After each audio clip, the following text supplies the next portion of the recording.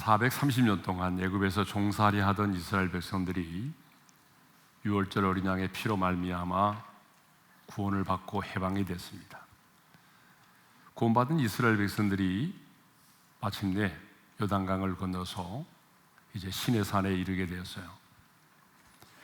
그런데 시내산에서 어떤 일이 있었습니까? 모세가 시내산에 올라가는데 40일이 지나도 내려오지 않게 되자 기다림에 지친 이스라엘 백성들은 우리가 잘 아는 것처럼 금송아지를 만들어서 우상을 숭배하게 됩니다. 이 일로 인해서 하나님은 크게 진노를 하셨죠. 하지만 두 가지를 약속을 하셨어요. 진노하셨지만 하나님이 두 가지를 약속하셨는데 그 첫 번째가 무엇인가 하면은 약속대로 가나안 땅에 들어가게 하겠다는 것이죠. 또 하나의 약속이 뭐였어요? 2절인데 사자들을 앞서 보내요 가나안의 원주민을 내어 쫓아주겠다. 그런데 문제는 뭐예요? 내가 너희와 동행하지 않겠다. 나는 너희와 함께 올라가지 아니하리니. 하나님이 동행 거부를 선언하셨어요.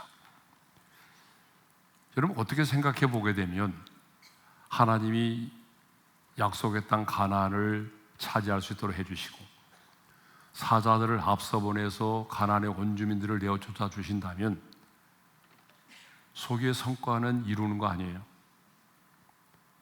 근데 문제는 하나님이 동행하지 않겠다는 거예요. 자, 하나님의 동행 거부의 선언을 들었을 때에 이스라엘 백성들은 어떻게 반응을 했느냐?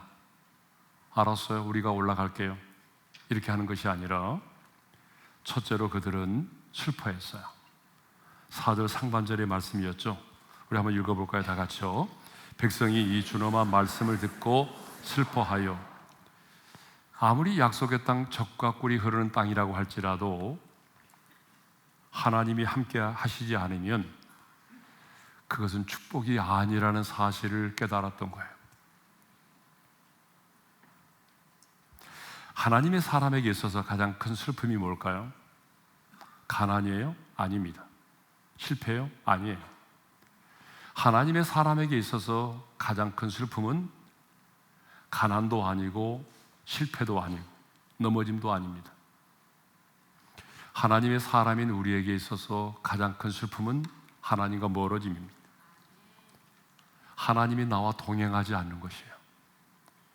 왜냐하면 하나님이 없는 축복은 그 어떤 것도 진정한 축복이 될 수가 없기 때문이죠.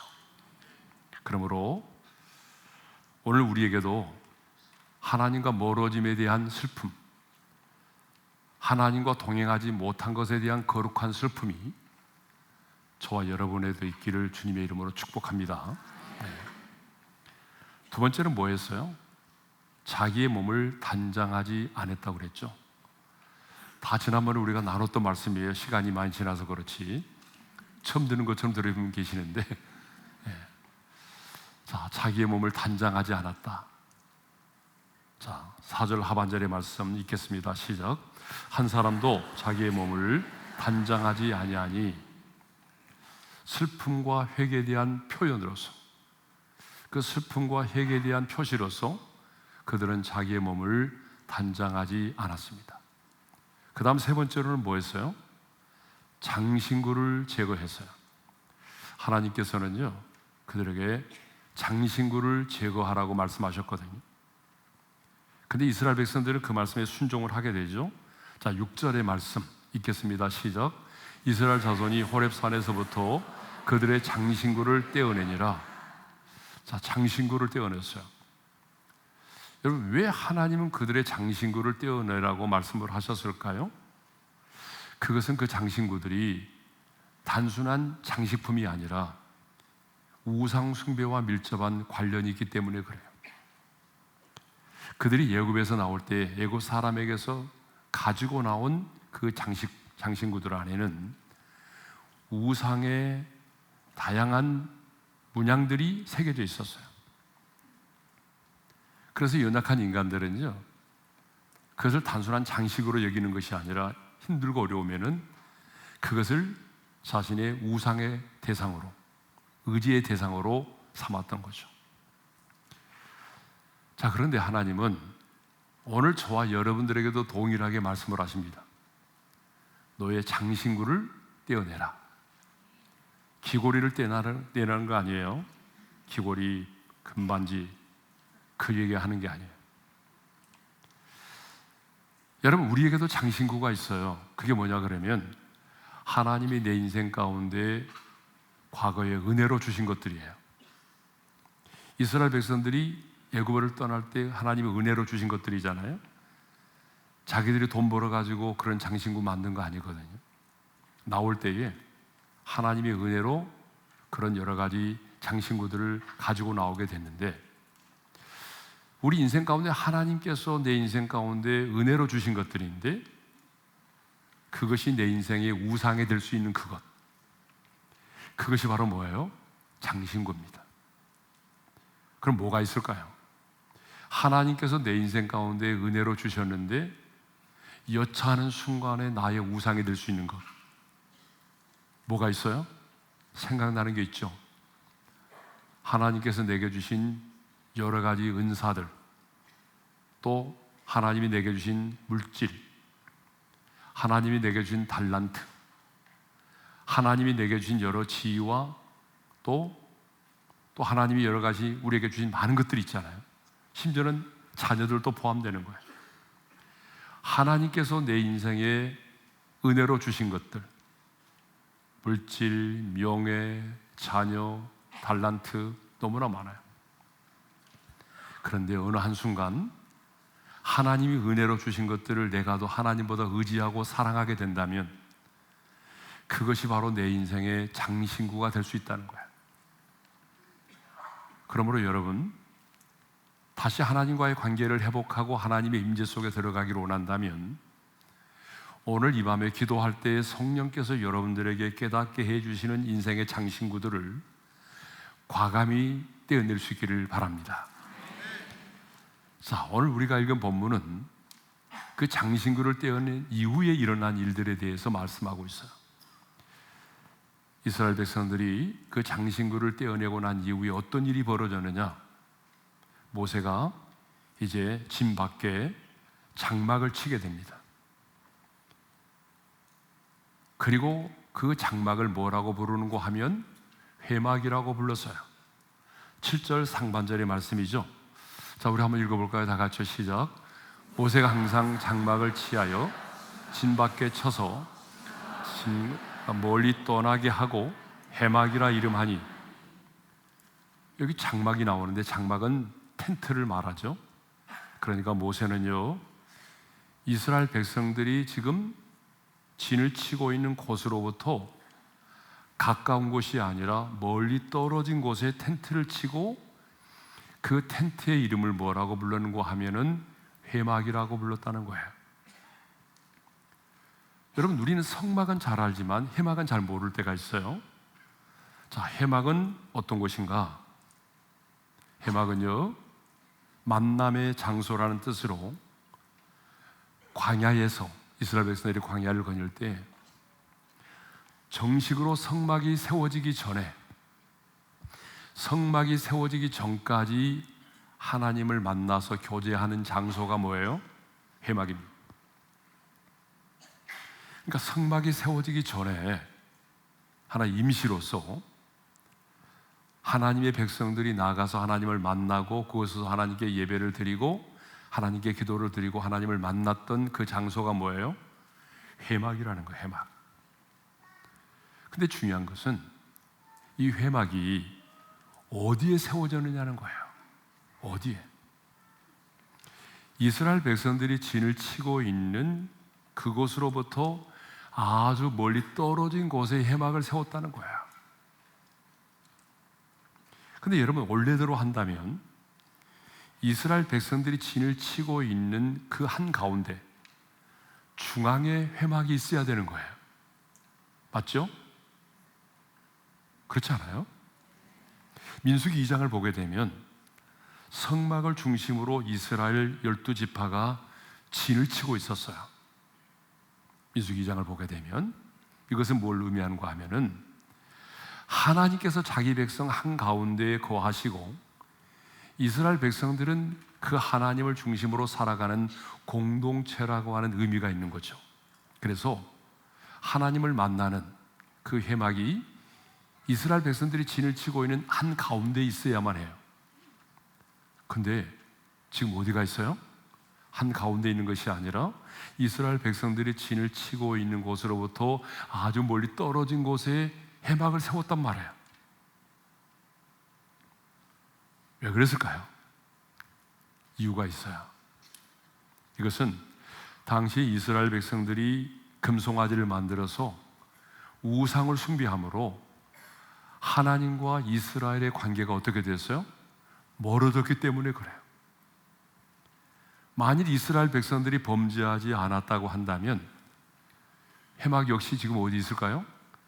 이스라엘 백성들이 진을 치고 있는 중앙 한가운데 있었을 것입니다.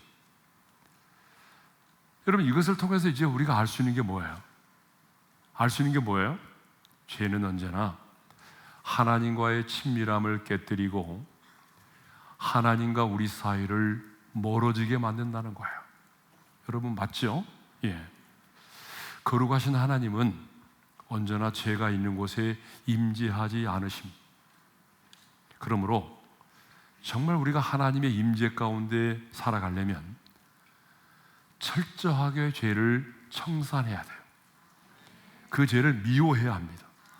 그리고 죄와 투쟁하는 삶을 살아야 하는 것입니다. 더 중요한 얘기가 나옵니다. 그러면 누가 회막으로 나갔는가? 성막이 세워지기 전까지 하나님을 찬양하고 하나님께 기도를 드리고 하나님을 만나는 장소였던 이 회막에 누가 나가느냐? 자, 8절을 보게 되면 지도자인 모세가 회막으로 나갔어요. 자, 우리 8절의 말씀 읽겠습니다. 시작. 모세가 회막으로 나아갈 때는, 자, 그런데 7절을 보게 되면 누가 나가느냐? 여호와를 앙모하는 자들이 나갔어요. 여호와를 앙모하는 자들이 7절 하반절의 말씀 다 같이 시작. 여호와를 앙모하는 자는 다 진 바깥 회막으로 나가며. 여러분, 이 말씀을 좀 깊이 묵상할 필요가 있어요. 제사장들이 아니면 백부장이 어떤 이스라엘 백성들을 대표하는 그룹에 있는 사람들이 나간 것이 아니고요, 제사장이 아니어도 리더가 아니어도 평범한 사람일지라도 누가 나갔어요? 여호와를 앙모하는 자들이 나갔다는 거예요. 그러니까 누가 회막으로 나가느냐 하면 지도자인 모세와 그 다음에는 소수의 사람인데 여호와를 앙모하는 자들이 나간 거예요. 자, 누가 나갔다고요? 예, 지도자인 모세와 여호와를 앙모하는 자들이 나갔어요. 그러면 여호와를 앙모한다는 것은 뭘 의미하죠? 여호와를 앙모한다. 여호와를 앙모하는 자들은 어떤 사람일까요? 여러분, 여호와를 앙모하는 사람은요, 여호와를 간절히 찾는 사람을 말해요. 그러니까 그 시대에도 공동체의 죄를 깊이 깨닫고 하나님의 임재를 사모하면서 여호와를 간절히 찾고 찾았던 소수의 사람들이 있었다는 거예요. 그러니까 이 사실이 우리에게 주는 교훈이 뭐냐면, 구약 시대임에도 불구하고 제사장 그룹이 나가는 것이 아니라 평범한 성도 가운데서도 이렇게 하나님의 임재를 갈망하면서 그 하나님을 만나는 장소인 회막을 향하여 나아가는 사람들이 있었다는 것입니다. 무슨 얘기죠? 그분의 임재 가운데 들어가는 일은 어떤 특정한 사람들의 전유물이 아니었다는 거예요. 구약 시대에도. 자, 이렇게 여호와를 앙모하는 자들이 회막을 향하여 나아가는데, 안타깝게도 절대 다수의 이스라엘 백성들은 자기들의 장막문에 서서 멀찍이 바라만 보았다는 거예요. 자, 8절의 말씀 우리 한번 읽겠습니다. 다 같이 시작. 모세가 해막으로 나아갈 때는 백성이 다 일어나 자기 장막 문에 서서 모세가 해막에 들어가기까지 바라보며, 거기 보게 되면 백성이 다라는 말이 나와요. 이 말은 무슨 말이죠? 대부분의 이스라엘 백성들이 다 해막으로 나가지 않고 자기들의 장막문에 서서 바라보았다는 거예요. 그러니까 그 당시에 이스라엘의 백성들의 수가 한 200만 명으로 보는데 대부분의 이스라엘 백성들은 회막으로 나가지 않았어요. 자신들의 장막문에 서서 멀찍이서 회막을 바라본 거예요. 그러면 왜 그들은 회막으로 나가지 않고 왜 자기들의 장막문에 서서 멀찍이 바라보았을까요? 왜 그들은 회막으로 나가지 않고 자기들의 장막문에 서서 멀찍이 모세가 들어가는 회막을 바라만 보았을까요? 그것은 그 장막에 머물러 있으면서 어떻게 일이 진행되고 있는지를 관망하기 위해서입니다. 어떤 일이 일어나고 있는지를 보기 위해서입니다. 그들은 장막의 문에 서서 모세가 회막에 들어가기까지 바라만 보았어요. 모세가 회막에 들어갈 때 어떤 일이 일어나는지 보자. 모세가 회막에 들어갈 때 시내산에서처럼 하나님께서 임재하시고 영광으로 임재하신다면 우리 여기서 서서 예배드리면 되지. 멀찍이서 바라보면서 관망하면서 어떤 일이 벌어지면 그냥 여기서 예배를 드리겠다는 거예요. 한마디로 말하면요, 기회주의자들이었습니다. 그래서 10절을 보게 되면 그들은 회막문에 구름 기둥이 서 있는 것을 보고 다 일어나서 어떻게 했어요? 장막문에 서서 예배를 드렸어요. 그러니까 우리는 이제 말씀을 묵상하다가 와, 이 사람들 대단한 사람들이구나. 장막문에 서서 예배를 드렸네? 이렇게 묵상할 수 있는데, 물론 예배를 안 드리는 것보다 예배를 드리는 것은 좋겠지만, 아니 소수의 사람들은 지금 여호와를 앙모하여 나갔잖아요. 모세가 반대했나요? 나오지 말라고 그랬나요? 아니잖아요. 근데 그들은 멀리 서서 관망하면서 어떤 일이 벌어지면 그때 가서 하나님을 예배하겠다는 거죠. 네. 그런데 만일 모세가 들어간 그 회막에 어떤 일이 일어나지 않았다면, 모세가 지금 회막을 향해서 가고 여호와를 앙모하는 자들도 지금 회막을 향해서 나가고 있는데 어떤 일도 일어나지 않았다면 그들은 어떻게 했을까요? 뻔하죠. 그들은 예배를 드리지 않았을 거예요. 자신들의 장막 안으로 들어가고 말았을 거예요. 그러니까 오늘 이 시대에도 두 종류의 사람이 있다는 거예요. 어떤 사람이 있어요? 소수의 사람들이지만 정말 하나님의 임재를 갈망하고 그 하나님의 임재의 장소로 나아가기를 원하는, 신학의 표현으로 말하자면 하나님의 임재를 갈망하면서 그 은혜의 보좌 앞으로 나아가기를 간절히 소망하는 소수의 사람들이 있고요. 또 한 사람들은요, 멀찍이서 바라만 바라보는 구경꾼들이 있다는 거예요. 여러분, 예배를 드려도, 이 자리에 같이 예배를 드려도 구경꾼들이 있어요.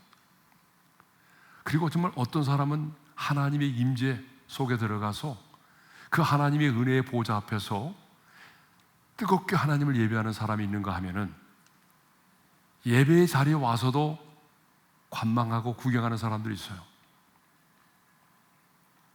제가 지난 금요기도회 때 저 4층 뒤에서 예배를 드린 적이 있어요. 보니까 장난이 아니더만요. 진짜 이상한 사람들이 너무나 많아요. 예배를 안 드리는 사람이 너무나 많아요. 예? 그리고 이분이 정말 예배를 드리러 왔는지 뭘 하러 왔는지를 모르겠어요. 그래서 제가 혹시 이 사람이 뭘 훔치러 오는 사람 아닌가 싶어가지고 제가 눈을 뜨고 계속해서 그 사람을 감시하기도 하고 그랬어요. 예? 여러분, 똑같이 예배를 드리고 있지만 정말 어떤 사람들은요, 마음을 다하여 그 하나님의 임재를 갈망하면서 하나님의 보좌 앞으로 나아가 예배를 드리는 사람이 있는가 하면은 멀찍이서 관망만 하고 구경만 하는 사람들이 있단 말이에요.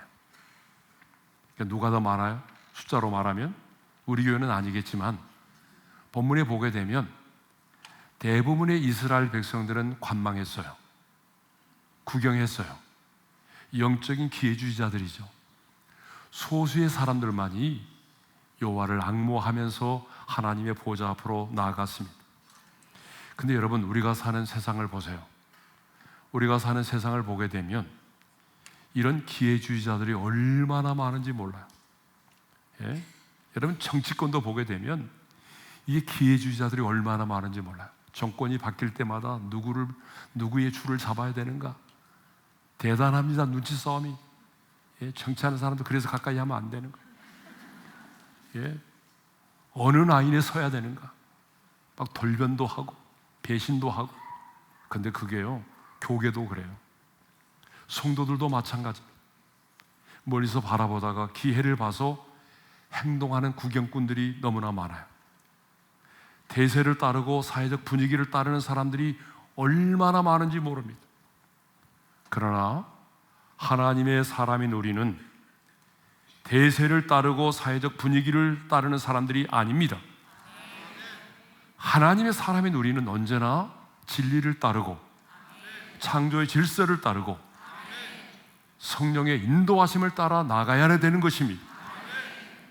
저는 우리 오륜의 성도들이 절대 다수의 당시의 이스라엘 백성들처럼 멀리 서서 관망하고 구경하고 무슨 일이 일어나면 나도 그때 가서 참여해야겠다고 하는 그런 기회주의자들이 아니라 소수의 사람들이었지만 여호와를 앙모하며 그 하나님의 임재를 갈망하며 그 회막으로 나갔던 것처럼 정말 하나님의 임재를 갈망하면서 하나님의 은혜의 보좌 앞에 나아가는 그런 소수의 사람들이지만 하나님이 찾으시는 그런 사람들이 될 수 있기를 축복합니다.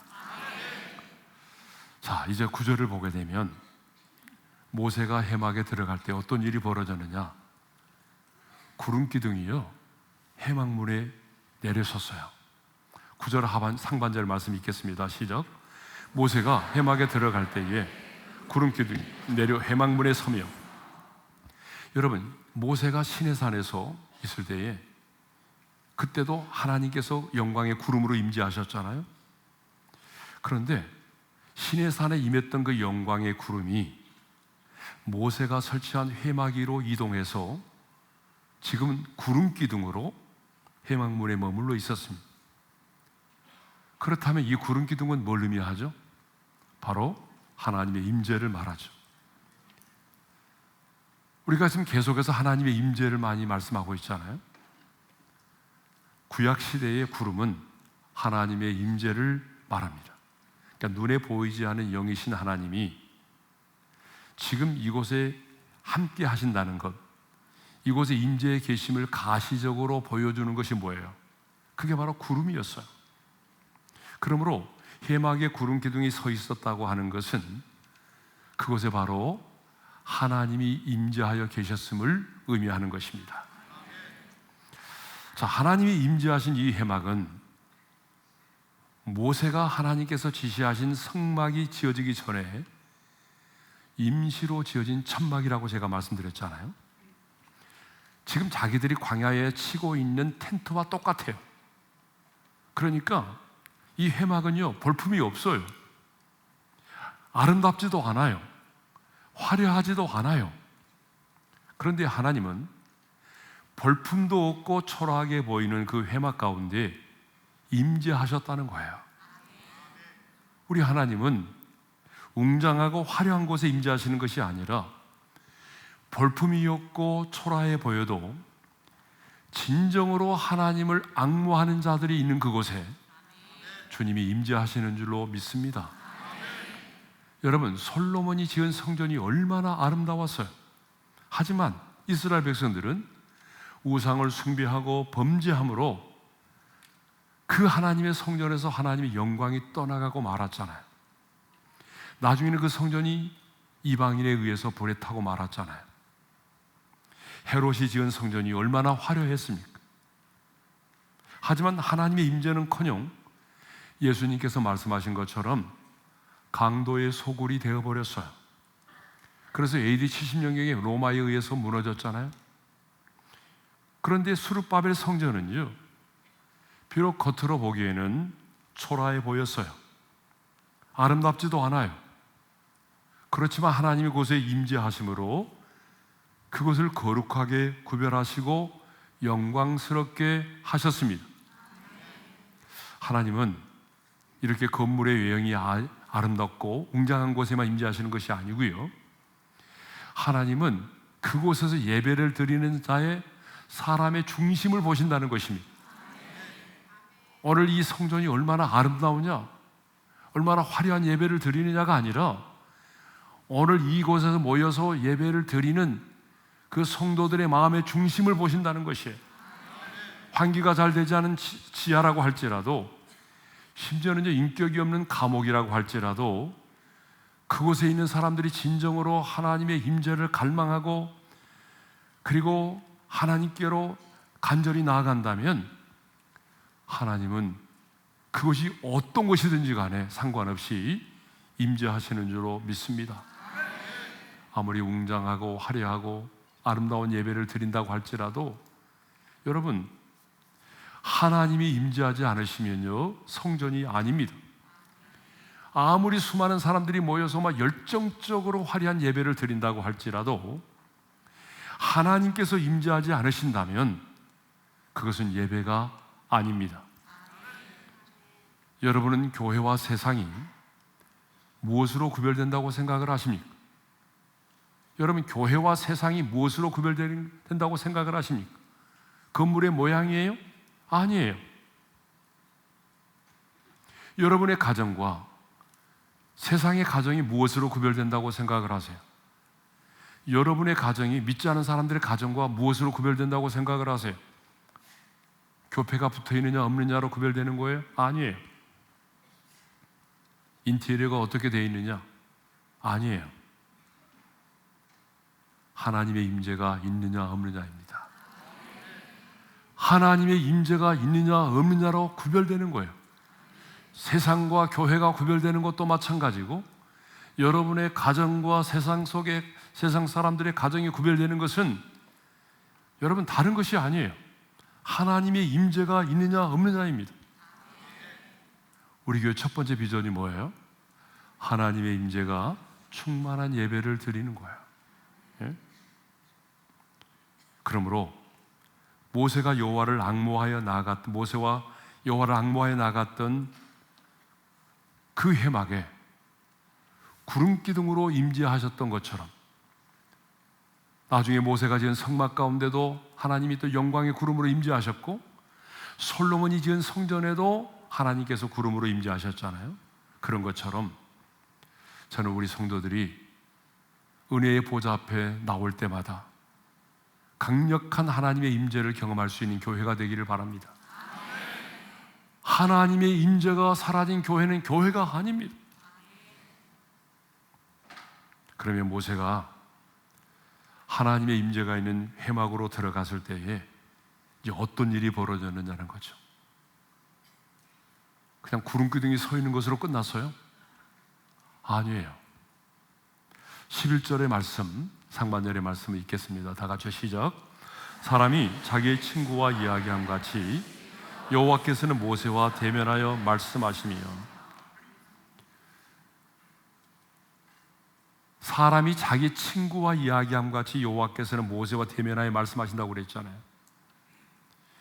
회막 가운데 임재하신 하나님이 사람이 친구를 만나서 마주 얼굴을 대하면서 대화를 나누듯이 그렇게 하나님이 모세와 대면하여 대화를 나누셨다는 거예요. 여러분, 오늘 이 말씀은요, 제가 제일 좋아하는 구절은 아니지만 사모하는 구절이에요. 제가 제일 좋아하는 구절은 어딘지 아시죠? 로마서 8장 28절. 하나님을 사랑하는 자, 그때로 뜻대로 부르심을 입은 자들에게는 모든 것이 합력하여 선을 이루느니라. 저는 이 말씀을 제일 좋아하고 제일 사모하는 말씀은 바로 이 말씀. 모세가 구약의 사람이었지만 하나님께서 그 모세와 친구처럼 대면하여 교제하셨다는 거예요. 하나님은 영이십니다. 그러면 얼굴이 없으세요. 그런데 우리가 친구를 만나서 얼굴과 얼굴을 마주보면서 대화를 나누듯이 하나님께서 친구와 이야기함 같이 모세와 대면하여 말씀을 나누셨다는 거예요. 천지 만물을 창조하신 그 하나님이, 역사를 주관하시고 다스리시는 그 하나님이, 만왕의 왕이신 그 하나님이 피조물인 모세와 친구처럼 서로 대면하여 말씀을 하셨다는 거예요. 여러분, 이것을 보게 되면 하나님과 모세의 관계가 얼마나 친밀한 관계였는지를 알 수가 있어요. 17절을 보게 되면 모세가 얼마나 하나님과 친밀한 교제를 나누는지를 우리에게 나타내 보여주는 구절이 있거든요. 17절인데 모세가 주의 은총에 호소하는 기도를 드릴 때에 하나님이 뭐라고 말씀하시느냐 그러면 내가 이름으로도 너를 알미니라고 말씀하셨어요. 우리 한번 같이 읽어볼까요? 다 같이 시작. 너는 내 목전에 은총을 입었고 내가 이름으로도 너를 알미니라. 이름으로도 내가 너를 안대요. 여러분, 이름은요 그 사람의 전 인격을 대변하는 말이잖아요. 그러므로 나는 너의 성품과 기질을 안다는 거예요. 너의 연약함이 무엇인지를 안다는 거예요. 너의 그 아픔이 무엇인지를 내가 안다는 거예요. 네 안에 숨겨진 그 쓴뿌리도 내가 안다는 거예요. 네가 인생을 살아가면서 받았던 마음의 상처가 무엇인지 내가 안다는 거예요. 지금 네가 왜 그렇게 두려워 떨고 있는지, 네가 왜 지금 그토록 나의 목전에 은총을 구하고 있는지, 고집스럽고 변덕스러운 백성들로 말미암아 네가 얼마나 마음고생이 많았는지 내가 다 알고 있다. 너의 형 아론 때문에 얼마나 실망하고 그 네가 믿었던 형 아론 때문에 네가 얼마나 마음 아파했는지 내가 다 안다. 여러분, 하나님이 다 아신다고 말씀하셨어요. 그렇습니다, 여러분. 하나님은요 저와 여러분의 모든 것을 알고 계십니다. 우리는 끄떡하면 하나님이 나를 몰라준다고 그러는데 아니요, 몰라준 게 아니라 여러분이 모르는 거예요. 하나님은요 여러분의 모든 것을 다 알고 계셔요. 여러분의 성품과 기질도 알고 계십니다. 그래서 우리를 다루실 때 보게 되면요 그 사람의 성품과 기질을 따라 다루세요. 다 똑같이 다루지 않으세요. 여러분, 그래요 안 그래요? 그 사람의 성품과 기질을 따라 다루신다고요. 예? 또 하나님은 여러분의 기도 제목도 알고 계시고요 여러분의 연약함을 알고 계십니다. 여러분이 얼마나 고독한지, 여러분의 외로움도 아시고 여러분의 슬픔도 아시고 지금 여러분들이 흘리고 있는 눈물의 의미도 아십니다. 사람들 앞에서는 웃고 있지만 속으로는 울고 있는 그 여러분의 마음도 주님은 알고 계십니다. 이 세상에요 나를 인격적으로 가장 잘 아시는 분은 우리 주님밖에 없어요. 나를 인격적으로 가장 잘 아시는 분은요 여러분 살을 맞대고 사는 여러분 남편과 아내도 아니에요. 여러분 자녀도 아니에요. 주님밖에 없어요. 그러므로 힘들고 어려울 때 어떻게 해야 돼요? 힘들고 어려울 때 하나님께 나아가서 그냥 여러분의 마음을 한나처럼 쏟아 놓으시면 돼요. 찬송가 539장 후렴에 이런 게 있잖아요. 너의 해수께 조용히 나가 내 마음을 쏟아놓으라. 너를 미리 보시는 주님 큰 은혜를 베푸시리. 그러니까 사람에게 가서 쏟아놓으면요 나중에요 감당할 수 없는 일이 벌어져요. 근데 사람에게 쏟아놓지 말고 여러분의 모든 것을 아시는 그 하나님에게 한나처럼 여러분의 마음을 쏟아놓을 수 있기를 바랍니다. 우리 하나님은 저와 여러분의 친구입니다. 그래서 예수님은요, 요한복음 15장 15절에서 이렇게 말씀을 하셨어요. 자, 우리 한번 읽어볼까요? 다 같이요. 이제부터는 너희를 종이라 하지 아니하리니 종은 주인이 하는 것을 알지 못함이라. 너희를 친구라 하였노니 내가 내 아버지께 들은 것을 다 너희에게 알게 하였음이라.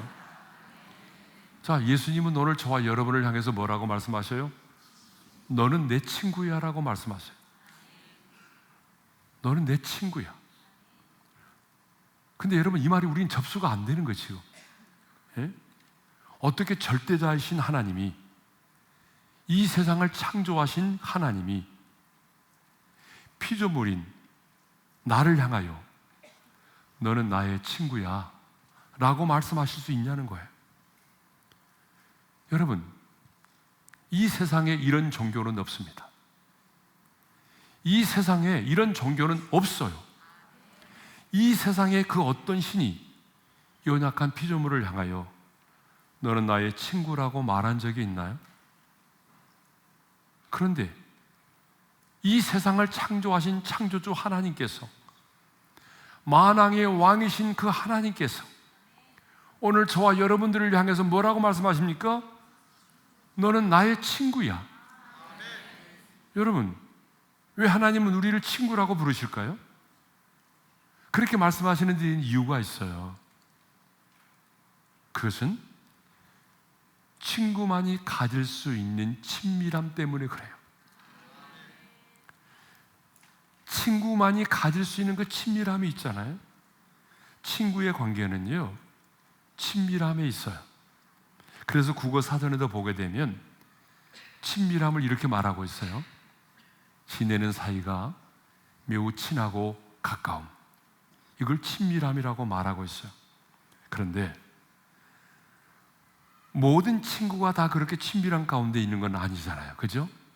여러분, 친구가 많지만 그 모든, 여러분이 아는 모든 친구들과 여러분의 마음을 다 터놓고 이야기하는 건 아니잖아요.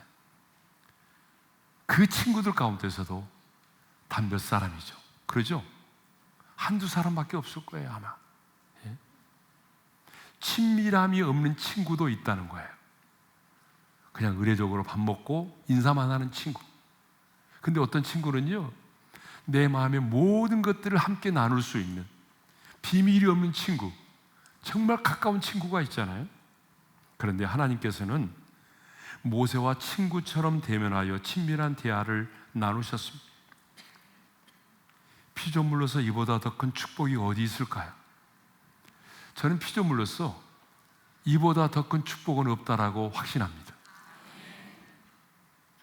그런데 오늘 안타깝게도 하나님의 친구로 이 친밀함의 축복을 누리며 사는 사람이 많지가 않다는 거예요. 분명히 예수를 믿음으로 말미암아 친구의 관계가 맺어졌어요. 제가 늘 말했잖아요. 하나님과 우리 사이는 관계라고. 교회를 다니는 것이 아니라 내가 예수를 믿으면 예수를 영접하는 순간 하나님과 내가 관계가 맺어져요. 근데 그 관계가 여러 가지로 표현되고 있죠. 목자와 양의 관계, 종과 주인의 관계, 왕과 신하의 관계, 아버지와 아들의 관계, 신랑과 신부의 관계. 근데 지금 여기서는 뭘 말해요? 친구의 관계로 말하고 있어요. 자, 예수를 믿음으로 분명히 친구의 관계가 맺어졌는데 그 친구로서의 친밀함을 누리지 못하고 있다는 것입니다. 분명히 주일 예배도 드려요. 또 교회 와서 여러 가지 봉사활동도 하고 있어요. 많은 프로그램에 참여하고 있어요. 근데 문제는 뭐예요? 하나님과의 친밀한 사귐이 없다는 거예요. 저 그런 성도들 많이 봤거든요. 아마 여기도 지금 앉아 계실 거예요. 예배도 드려요. 봉사도 해요. 선교도 갔어요. 그런데 하나님과 친밀함이 별로 없어요. 그런데 여러분, 왜 내가 사역은 있는데 예배도 드리고 사역도 하는데 왜 친밀함이 없을까? 여러분, 그 이유가 뭐라고 생각하세요? 오늘 본문은 어떻게 하면 우리도 모세처럼 하나님과 친밀한 사귐을 가질 수 있는지에 대하여 가르쳐주고 있어요. 여러분, 모든 관계에서의 친밀함은요, 함께하는 시간과 비례하는 겁니다. 모든 관계의 친밀함은요, 그 사람과 함께하는 시간과 비례를 한다는 거예요. 분명한 사실은 관계만으로 친밀함이 생기지 않아요. 여러분, 내가 누구와 관계를 맺었어요? 친구가 됐어요? 친구와의 관계가 맺어졌다고 해서 곧바로 친밀해지느냐? 아니에요. 관계만으로 친밀함이 생기지 않습니다. 여러분, 부부지간도 마찬가지잖아요. 분명히 결혼도 했어요. 혼인신고도 했어요. 얘까지 낳고 살아요. 그런데 뭐예요? 친밀함이 없어요. 친밀한 얘기는 다른 사람한테 가서 해요. 요즘에는 AI 얘기 하더라고요. 여러분, 부부의 관계라고 할지라도 너무 오랜 시간 동안 떨어져 있고 함께하는 시간이 없으면 친밀함이 생기지 않아요. 만나도 서먹서먹하죠. 제가 예전에 캐나다 가서 집회를 했는데 거기에 기러기 엄마들이 많이 계셨어요. 기러기 엄마들이 점심을 사겠다고 그래서 나가는데 기러기 엄마들이 자기들끼리 하는 얘기를 내가 많이 들어봤거든요. 밥 먹으면서 들어봤는데 장난이 아니에요. 그분들이 한결같이 하는 말이 뭔지 알아요? 가끔 서울에 와서 남편을 만나면 너무 서먹하대요. 무슨 말을 먼저 해야 될지 생각이 안 난대요. 같이 있는 게 너무 부담스럽대요. 빨리 돌아오고 싶대요. 그런 얘기를 하더라고요. 여러분, 남편은 열심히 일해서 돈을 벌어서 보내주고 있는데 아내는요, 관계가 멀어진 거예요. 부부의 관계가 맺어졌을지라도 너무 오랜 시간 떨어져 있고 함께하는 시간이 짧게 되면요, 관계가 친밀해질 수 없어요. 하나님과의 관계도 마찬가지입니다. 하나님과 우리와의 관계도 마찬가지예요. 분명히 예수를 믿음으로 관계가 맺어졌거든요. 근데 제가 말씀드렸잖아요. 관계가 맺어졌다고 해서 친밀함이 저절로 생겨나는 게 아니라고. 그러면 모세는 구약의 사람이지만 어떻게 그는 그렇게 하나님과 친구처럼 친밀한 관계를 맺었을까? 8절을 보게 되면 모세가 진 밖에 멀리 떨어져 있는 해막으로 나갔어요. 그런데 7절에 보게 되면 이런 말씀이 있어요. 모세가 항상 장막을 치하여라는 말이 있어요. 거기에 강조되는 단어가 나왔어요. 항상이라는 말이에요. 이것을 보게 되면 모세는 언제나 하나님과의 만남의 장소인 해막으로 나아갔다는 거예요. 그날만 나가는 것이 아니라 하나님의 임재를 상징하는 구름 기둥이 서 있는 그 해막으로 항상 나아갔다는 거예요. 하나님과의 만남의 장소인 해막으로 항상 나아갔다는 것입니다. 그렇습니다. 여러분, 모세는요, 시내산의 정상에 있을 때도 영광의 구름 속에 있었습니다. 시내산 아래 광야에 있을 때도 하나님의 임재가 있는 회막으로 항상 나아갔습니다. 우리 주님도 이 땅에 계실 때에 습관을 따라서 감람산으로 기도하라고 하셨어요. 모세 역시 거룩한 습관을 따라서 하나님을 만나기 위해서 항상 하나님의 임재가 있는 그 해막을 향하여 나아갔다는 것입니다. 자, 모세가 왜 그렇게 하나님과 친밀한 친구처럼 친밀한 사귐을 가졌을까? 부럽다. 근데 여러분, 모세가 이렇게 하나님과 친밀한 사귐을 가질 수 있었던 게 뭐예요? 끊임없이 하나님을 만나는 자리로 나아갔다는 것입니다. 시내산으로, 회막으로, 끊임없이 하나님과 교제하는 자리로 나아갔다는 것입니다. 여러분, 회막으로 들어가서 가만히 하루 종일 앉아만 있었겠어요? 하나님의 임재가 있는 그 회막으로 들어가서 여러분, 하나님을 찬양도 하고 많은 시간 기도도 하고, 모세는요 때로는 막 부르짖어 기도하고, 때로는 목숨을 걸고 중보의 기도를 드리고, 때로는 마음을 터놓고 친구처럼 내 마음 아시죠? 내 형편과 처지를 아시죠라고 말하면서 하나님과 끊임없이 친밀한 대화를 나눴거든요. 이렇게 하나님을 만나서 하나님과 온전한 교제를 나누는 시간이 있었기 때문에 하나님과 친밀한 사귐의 축복을 누릴 수가 있었던 것입니다. 이렇게 하나님과 함께하는 시간이 있었기 때문에 하나님께서 사람이 자기의 친구와 이야기함 같이 모세와 친밀한 대화를 나눌 수 있었던 것입니다. 그런데 우리는 어떻죠? 우리는 바쁘고 피곤하다는 이유로 하나님을 만나는 자리로 나가지 않고 있습니다. 아니, 세상이 너무나 좋아서 하나님 앞에서 머무르는 시간보다도 세상을 향하여 더 빨리 나아가고 있습니다. 요즘에는요, 하나님보다 AI와 더 친밀하게 지내는 분들이 더 많아졌어요. 아침에 일찍 일어나면 눈을 뜨자마자 AI와 대화를 나눕니다. 궁금한 것이 있으면 AI에게 물어보는 거예요. 고민이 생겨도 물어봐요. 자신의 생각을 정리하고 싶을 때도 AI에게 물어봐요. 아니, AI를 사용하지 말라는 말이 아닙니다. 그 AI에게 보내는 시간만큼이라도 하나님과 대화를 나누라는 거예요. 이렇게 AI에게는 수많은 질문을 하고, 요즘에는 대화를 많이 나누더라고요. 외롭지 않다고 그러더라고요. 너무 친절하게 대해준대요. 그런데 그렇게 AI와 친밀해지면 친밀해질수록 하나님과 대화의 시간은 점점 줄어드는 거예요. 점점 기도의 시간이 짧아지는 거예요. 하지만 우리 예수님을 보십시오.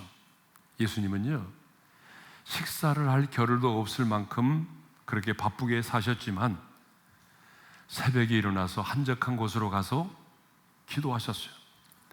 때로는 산으로 들어가서 밤이 맞도록 기도를 하셨습니다. 그러므로 우리도 우리의 삶이 아무리 바쁘고 분주해도 피곤해도 하나님을 만나는 자리, 하나님의 임재가 있는 자리로 나갈 수 있기를 바랍니다. 바로 여러분들이 그런 사람들이죠. 이 불타는 금요일에 여러분들은 하나님의 임재를 사모하여 이 자리에 나오신 줄로 믿습니다.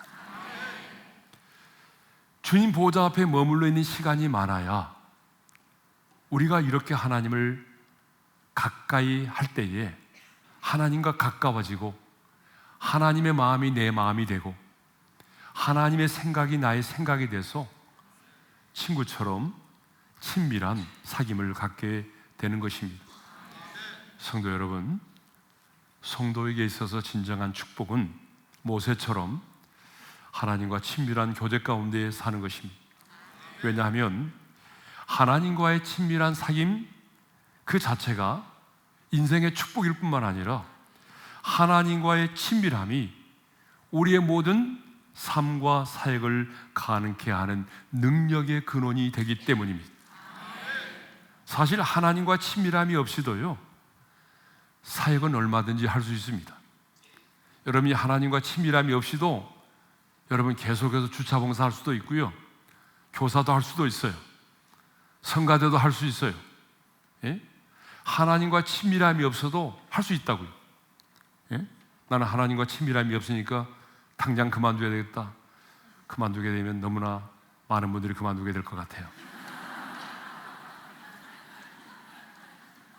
하나님과의 친밀함이 없어도 사역은 할 수는 있는데, 여러분, 하나님과의 친밀함이 없이 사역을 하게 되면 열매가 없다는 거예요. 하나님과의 친밀함이 없이 사역을 하게 되면 그 사역이요, 오래가지 못해요. 왜 그런지 아세요? 하나님께로부터 공급받는 힘과 능력이 없기 때문에 그래요. 여러분, 왜 사역을 하다가 그만두는 줄 아세요? 결국은 하나님과 친밀함이 사라졌기 때문에 그래요. 자, 구약 성경을 보게 되면 하나님께서요, 친구라고 말씀하신 두 사람이 있어요. 하나님이 친구라고 말씀하신 두 사람이 있는데 그 사람이 누구냐 그러면 바로 아브라함과 모세입니다. 그런데 이 두 사람에게는요, 공통적인 특징이 있어요. 하나님이 친구라고 말씀하신 사람이 두 사람이 있는데 이 두 사람이 아브라함과 모세라고 그랬잖아요. 근데 이 두 사람에게는 아름다운 공통점이 있어요. 그 아름다운 공통점이 뭔지 아세요? 그 인생의 마지막이 너무나 아름다웠다는 것입니다. 다니엘도 마찬가지예요. 여러분, 다니엘도 인생의 마지막이 아름다웠잖아요. 인생의 나이 80이 넘었어요. 그럼에도 불구하고 하나님의 뜻을 알고자 금식하며 기도했잖아요. 하나님이 환상을 보여주실 때에 인생의 나이 80이 넘었음에도 불구하고 하나님이 보여주신 환상을 깨달아 알 정도로 영적인 뛰어난 깊은 영성을 가지고 있었어요.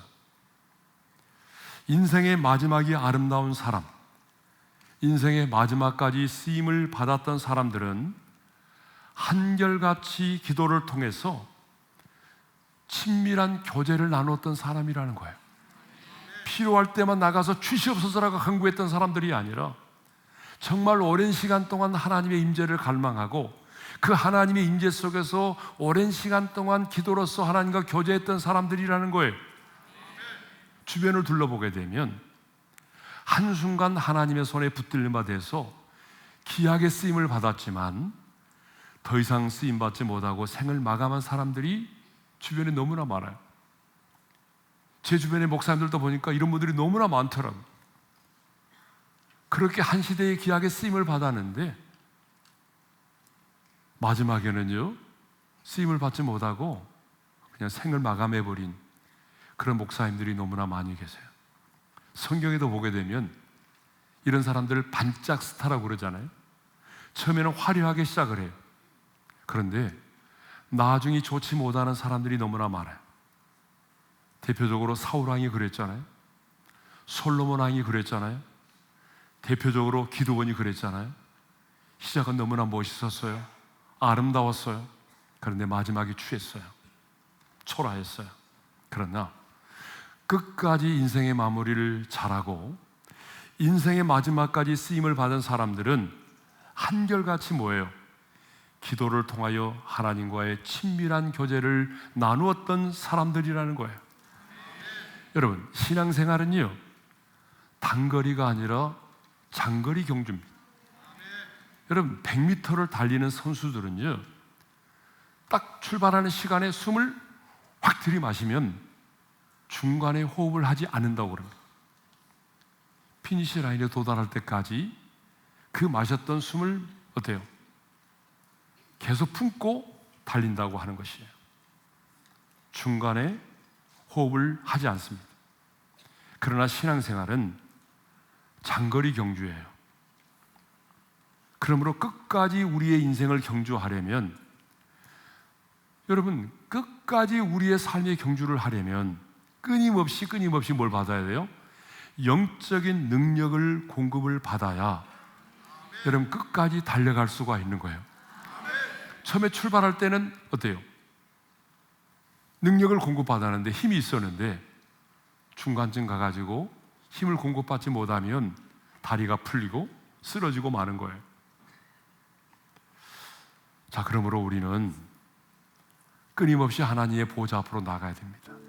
그래서 보좌 앞으로 나가서 하나님의 보좌로부터 흘러나오는 생수를 마셔야 돼요. 그러면 생수를 마시는 게 뭐냐? 저는 예배라고 생각해요. 왜냐하면 요한복음 4장을 보게 되면 그 사마리아 여인이 나오잖아요. 정욕에 목말라 있는 여인이 나오는데 주님이 이 여인을 찾아가셨어요. 그리고 말씀하시죠. 목마르지 않은 생수에 대하여 말씀을 하셨어요. 그러니까 이 여자가 뭐라고 그래요? 목마르지 않은 생수가 있다고 하니까 그렇다면 그 생수를 내게도 주어 마시게 하라고 말하잖아요.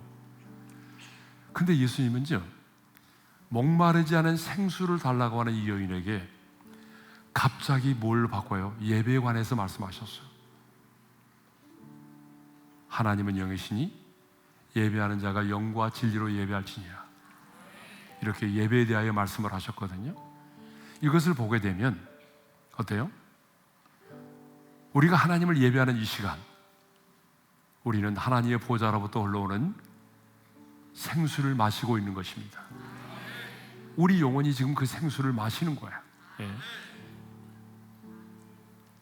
기도를 통해서 싸울 수 있는, 달려나갈 수 있는 힘과 능력을 공급받아야 우리가 하나님으로부터 공급되어지는 성령의 능력을 공급받아야 끝까지 신앙의 경주를 할 수가 있는 것입니다. 그러므로 인생의 마지막이 아름다우려면 하나님과의 친밀함을 유지할 수 있기를 바랍니다. 성도 여러분, 여러분의 인생의 마지막이 아름답기를 원하십니까? 여러분 인생의 마지막까지 아름답게 쓰임받기를 원하십니까? 하나님이 주시는 힘과 능력으로 당당하게 인생을 살아가기를 원하십니까? 그렇다면 잠시 잠깐이 아니라 오랜 시간 하나님의 보좌 앞에 머물러 있을 수 있기를 바랍니다. 하나님과의 친밀함은 함께하는 시간과 비례합니다. 내가 그분과 오랜 시간 동안 교제할 때에 우리는 그 하나님과 더 가까워지고 하나님의 마음을 알게 되고 하나님의 생각을 알게 되고, 그래서 하나님께서 모세를 친구와 대면하여 교제하셨던 것처럼, 친밀한 교제를 나누신 것처럼 저와 여러분 모두가 그 친밀함의 축복을 누릴 수 있기를 주님의 이름으로 축복합니다.